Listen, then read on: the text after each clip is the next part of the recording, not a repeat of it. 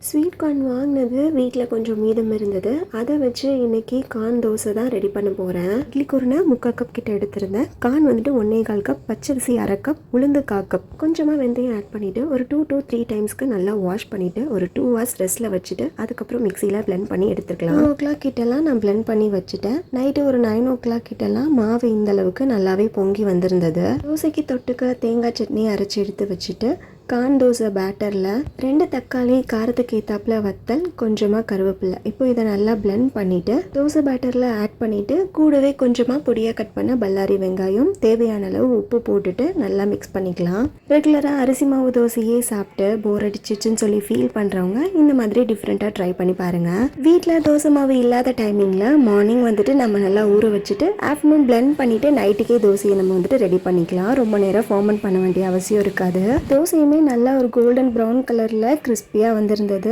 Taste wise ரொம்பவே சூப்பராக இருந்தது. நீங்களும் ட்ரை பண்ணி பாருங்கள்.